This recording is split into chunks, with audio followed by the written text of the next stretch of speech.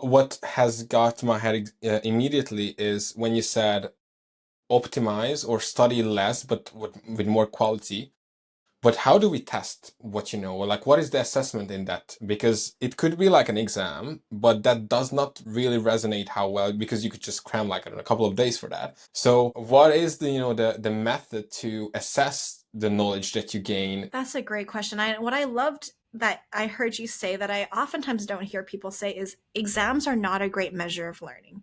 And I think every teacher understands that, and yet our school systems are so focused on exam performance. So every teacher knows that I can have a student who does really well, and then after the exam, when we move on to the next unit or the next year when there's a follow up course, just because they did well on the exam, the previous unit, the previous course doesn't mean they've retained any of it. That there's some period of time where we allow that information to move away from the forefront of people's mind, either with a distractor task, or maybe we come back on a different day, a week later, a month later, and Mhm. then we can look at what are the results for how people learn.